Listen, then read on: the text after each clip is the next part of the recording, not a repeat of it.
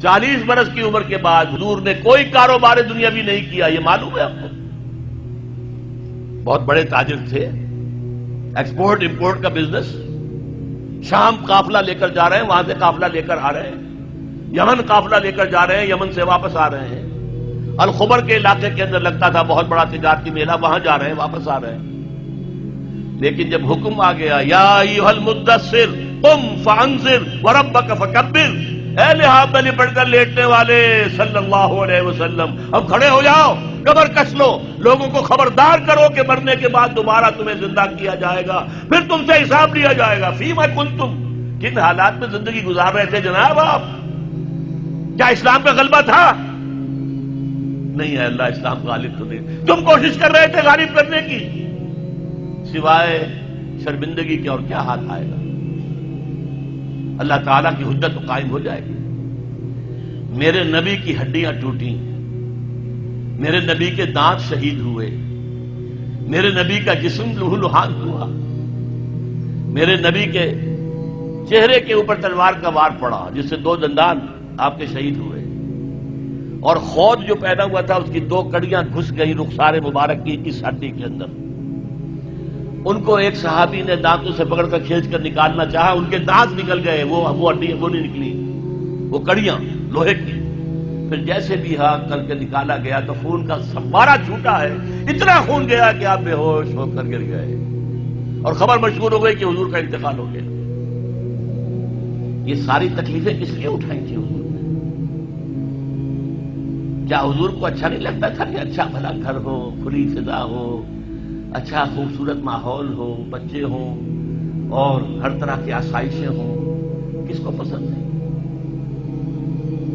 یہ صحابہ کرام کیا کر رہے تھے؟ فاقے کر رہے ہیں، فاقے پر فاقہ کر رہے ہیں۔ غزوہ خندق میں حکم ہو گیا مشورے کے بعد کہ خندق کھودی جائے، دفاع کی ایک ہی شکل ہے۔ اب سردی کا موسم ہے شدید، کئی وقت کا فاقہ ہے، پیٹوں پر اپنے پتھر باندھ رکھے ہیں اپنی چادروں کے ساتھ کس کر کہ پیٹ دورا نہ ہو جائے، کمر دوری نہ ہو جائے۔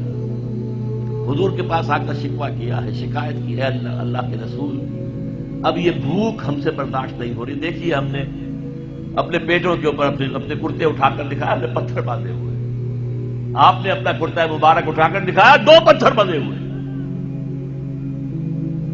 اور اس وقت پھر جب خندق کھد رہی تھی تو صحابہ کرام آواز میں آواز ملا کر کہہ رہے تھے نحن الذین بایعوا محمدا علی الجہاد ما بقینا ابدا، ہم وہ لوگ ہیں جنہوں نے محمد سے بیعت کی ہے جہاد کی صلی اللہ علیہ وسلم، فدا آباؤنا و امہاتنا، اب یہ جہاد جاری رہے گا جب تک کہ ہمارے جان میں جان ہے، جب تک جسم میں زندگی ہے، یہ جہاد جاری رہے گا۔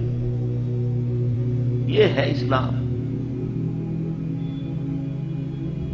یہ شہادت گاہ الفت میں قدم رکھنا ہے۔ لوگ آسان سمجھتے ہیں مسلمان ہونا، مسلمان تھے صحابہ کرام رضوان اللہ تعالی علیہ مجمعین، جیسے انہوں نے آپ کو وہ جو ایک شعر ہے اکبر الہ آبادی کا، تو خاک میں مل اور آگ میں جل، جب خشت بنے تب کام چلے، وہ باقاعدہ انگاروں پر لوٹے ہیں۔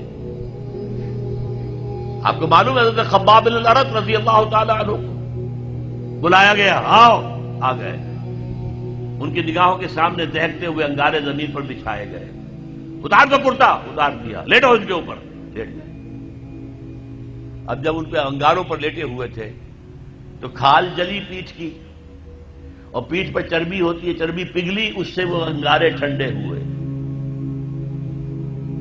وہ ہاتھ نہیں اٹھایا انہوں نے، کیونکہ حضور کا حکم تھا نو ریٹیلیشن، کوئی جوابی کارروائی مت کرو، جو ستم آتا ہے جھیلو، جو ظلم ہوتا ہے برداشت کرو، جو تکلیف آتی ہے جھیلو اور برداشت کرو۔ لہذا اگر ایک آدمی سمجھے کہ مجھے تو یہ زندہ کباب بنا دیں گے تو اجازت ہو تو 2-4 کو مار کر مرے گا، ایسے نہیں مرے گا۔ بلی بھی آپ پر جھپٹ پڑے گی، کیا اس کی جان ہے، 1 کلو کی ہوگی، 1.5 کی ہوگی، لیکن اگر آپ کارنر کر دیں اسے نظر آئے کہ میرے پاس کوئی راستہ نہیں ہے، کوئی اسکیپ نہیں ہے، وہ آپ پر حملہ آور ہوگی اور آنکھ پر آئے گی، سیدھی آنکھ نکالنے کی کوشش کرے گی پنجے سے۔ لیکن حضور کا حکم کیا تھا؟ کفو ایدیکم، اپنے ہاتھ بندھے رکھو، no retaliation whatsoever, even in self defence. یہ ساری جد و جہد، یہ ساری محنت، محمد الرسول اللہ والذین معہ اشداء علی الکفار رحماء بینہم تراہم رکعا سجدا یبتغون فضلا من اللہ ورضوانا. اب ان کو پھر اللہ تعالیٰ نے جو اجر و ثواب دیا ہے اس کا ہمیں اندازہ ہو ہی نہیں سکتا. اب میں ایک بات اور آپ کو بتا دوں، اگر عبادت یہ تقاضا ہے کہ ہماری عبادت پوری ہونی چاہیے، اجتماعی زندگی ہماری اگر اسلام کے تحت نہیں آئی تو ہماری عبادت جو ہے وہ جزوی ہے، اور جزوی عبادت اللہ کو قبول نہیں. افتؤمنون ببعض الکتاب وتکفرون ببعض فما جزاء من یفعل ذلک منکم الا خزی فی الحیاۃ الدنیا ویوم القیامۃ یردون الی اشد العذاب وما اللہ بغافل عما تعملون. اچھا بات سمجھ میں آ گئی. جد و جہد کرنا فرض ہے، اس کے لیے جماعت فرض ہے، اس کے لیے تلاش کرو جماعت، نہ ملے تو خود کھڑے ہو جاؤ اور جماعت بناؤ. لیکن اس میں میں ایک درمیان میں ہنٹ دے دوں، جماعت کی اگر تلاش کرنی ہے، نئی جماعت بنانا آسان کام نہیں ہے. کوئی چلتا ہوا قافلہ مل جائے تو کیا کہنے، اس سے بڑی خوش قسمتی کیا ہوگی. یہ کوئی جماعت بنی بنائی، جو قافلہ چل رہا ہے اس کے ساتھ چلنا کتنا آسان ہے. یکا و تنہا کسی صحرا میں سفر کرنا جو ہے کتنے خطرات ہیں. قافلہ ہے، قافلے کے ساتھ جڑنا. اگر قافلہ تلاش کرنا ہے تو کیا چیزیں دیکھنی چاہیے وہ بھی میں ذرا آپ کو آج بتا دوں. 5 چیزیں دیکھنی ہوں گی. نمبر 1، وہ جماعت سیکٹیرین نہ ہو،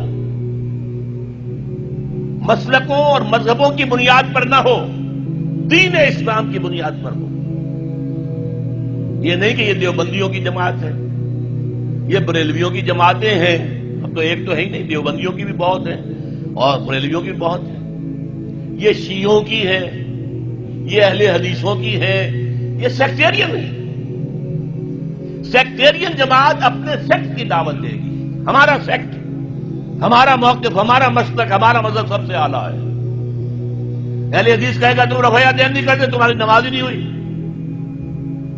تم نے آمین بالجہر زور سے کہہ دیا، تمہاری نماز ہی نہیں ہوئی. نہیں، جو جماعت جس کا ذکر میں کر رہا ہوں وہ اس سے بالا ہونی چاہیے. بھائی تم حنفی ہو، حنفی طریقے پر نماز پڑھو. اہل حدیث ہو، اہل حدیث طریقے پر نماز پڑھو. کیا فرق ہے؟ کچھ نہیں. شیعہ ہو، شیعہ کے طریقے پر نماز پڑھو. دین پر متحد ہو جاؤ. دین ایک ہے، اسلام ایک ہے. تو پہلا فرق جو چیز ہے کہ وہ نان سیکٹیرین جماعت ہونی چاہیے. نمبر 2، اس کا ڈکلیئرڈ گول ہونا چاہیے کہ ہمارا کام ہے نظام بدلنا، ورنہ نیکی کے کام تو اور بھی بہت سے ہیں. آپ کوئی مدرسہ کھول دیں، ناظرہ قرآن پڑھانے کا، یہ بھی نیکی کا کام ہے.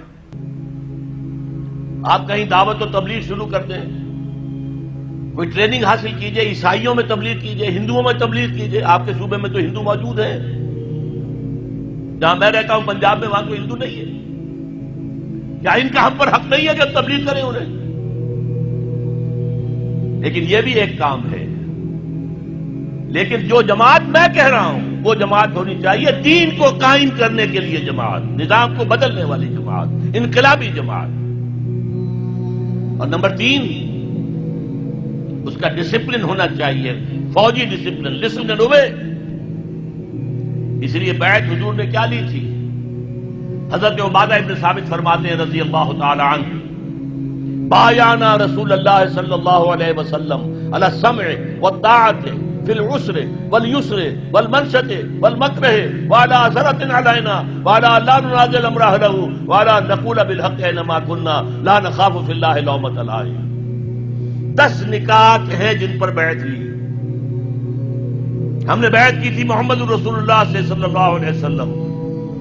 آپ کا ہر حکم سنیں گے اور اطاعت کریں گے، چاہے مشکل ہو چاہے آسانی ہو، چاہے طبیعتیں آمادہ ہوں چاہے اپنی طبیعتوں پر جبر کرنا پڑے، چاہے آپ دوسروں کو ہم پر ترجیح دے دیں. ہم یہ نہیں کہیں گے ہم آپ کے پرانے خادم، آپ نے ایک نیو کمر کو ہمارے اوپر امیر کیسے بنا دیا. نہیں، it will be your prerogative. آپ کا اختیار ہوگا جسے بنائیں، اور جنہیں آپ امیر بنائیں گے ان سے بھی ہم جھگڑیں گے نہیں، ان کی بھی اطاعت کریں گے. البتہ ہم حق بات کہیں گے جہاں بھی ہوں گے، جو ہماری رائے ہوگی وہ پیش کر دیں گے. اور کسی کی ملامت کے خوف سے کہ کیا کہیں گے، یہ کیا احمقانہ بات کہہ دی انہوں نے، اگر کوئی کہہ بھی دے میری بات کو احمقانہ، تبھی میں نے اپنی بات کہنی ہے۔ ان باتوں کی بیعت لی تھی محمد الرسول اللہ صلی اللہ علیہ وسلم۔ یہ ڈسپلن چاہیے بیعت کی بنیاد پر۔ باقی یہ جماعتیں جو بنتی ہیں، یہ ممبرشپ ہے، اور یہ انتخاب 2 سال کے بعد ہوگا، 4 سال کے بعد ہوگا، ووٹوں سے امیر بنے گا، امیر کی پھر شورا ہوگی، شورا کو حق حاصل ہوگا کہ نہیں کہ اس کی بات مانی جائے اور امیر جو ہے پابند ہو جائے شورا کا، یا امیر جو ہے اس کو ویٹو کا حق حاصل ہوگا۔ یہ ساری چیزیں کہاں تھیں؟ نہ دور نبوی میں، نہ دور صحابہ میں، نہ 1400 برس کی تاریخ میں۔ یہ تو آئی ہے یورپ سے، یہ جماعت سازی کا نظام یورپ سے آیا۔ اسلام کا نظام تو بیعت کا تھا۔ تو پہلی بات میں نے کیا کہا، وہ جو فرقے ہیں، فرقے واریت سے بلند تر۔ نمبر 2، اس کا ڈکلیئرڈ گول یہ ہو کہ ہمیں نظام بدلنا ہے۔ نمبر 3، ان کا ڈسپلن ہو فوج والا، there is not to reason why, there is but to do and die۔ Number 4، ان سے پوچھا جائے آپ یہاں خلافت کا نظام کیسے قائم کریں گے، طریقہ کار کیا ہے؟ وعد و نصیحت سے کریں گے تو ہو جائے گا کام یا نہیں؟ یا الیکشن میں حصہ لے کے کریں گے تو کوئی امکان ہے کامیابی کا؟ اور جو طریقہ ہے جو محمد نے اختیار کیا صلی اللہ علیہ وسلم، وہ بتاؤ ہمیں، اور تم بتاؤ کہ تمہارا طریقہ کار کیسے سیرت کے ساتھ مطابقت رکھتا ہے۔ یہ چوتھی ڈیمانڈ ہونی چاہیے۔ اور 5ویں نمبر پر جو میں نے پہلے کہا کہ جو قیادت ہے اس کے قریب جا کر سونگ ہو۔ پیچھے چلنے والوں کی بات میں نہیں کر رہا، پیچھے چلنے والے ہر طرح کے آدمی ہو سکتے ہیں، یہاں تک کہ حضور کے پیچھے چلنے والوں میں منافقین بھی موجود تھے۔ ہاں، ہر جماعت کی ایک قیادت ہوتی ہے، قیادت کے قریب جاؤ اور سونگھو کہ خلوص کی خوشبو آتی ہے یا نہیں آتی۔ یہ 5 باتیں تلاش کرو، اگر جماعت مل جائے ان 5 باتوں کے اوپر پوری اترنے والی، اس میں شامل ہونا فرض ہے، فرض ہے، فرض۔ یہ ہے وہ دعوت جو میں آج آپ کے سامنے لے کر آیا، اور مجھے امید ہے یہاں 2 ہی طرح کے لوگ ہیں، یہ ہندوستان سے لوگ آئے۔ انہوں نے کس لیے ووٹ دیے تھے مسلم لیگ کو؟ پاگل تھے؟ یو پی کا آدمی یہاں آیا، کیا یو پی کے آدمی نے 1940 میں ووٹ دیا مسلم لیگ کو، کیا یو پی پاکستان میں آ سکتا تھا؟ تو پاگل تھے کہ نہیں؟ پاگل ہو گئے تھے، لیکن ہوئے کس بات پر تھے کہ کہا جا رہا ہے اسلام کے لیے پاکستان بنانا۔ اچھا، ہم پر جو بیتے گی بیت جائے گی، جیل لیں گے، جاؤ بناؤ پاکستان میں، لاؤ قائم کرو اسلام وہاں پر۔ اسی لیے آئے تھے نا، گھر بار چھوڑ کر آئے، اپنے باپ دادا کے مکان، باپ دادا کے جو شہر ہیں جہاں باپ دادا دفن ہیں، کس کو محبت نہیں ہوتی؟ اور یہاں کے لوگوں نے جس طرح اوپن آرمز کے ساتھ، کھلے بازوؤں کے ساتھ انہیں خوش آمدید کہا، سینے سے لگایا۔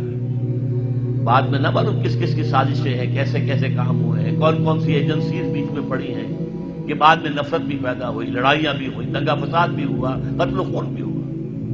لیکن جب پاکستان بنا تھا اس وقت کی فضا یاد کیجئے۔ تو میں آج یہ امید لے کر آیا ہوں کہ تحریک خلافت کا بھی ایک بڑا مرکز جو ہے وہ حیدرآباد سندھ بنے۔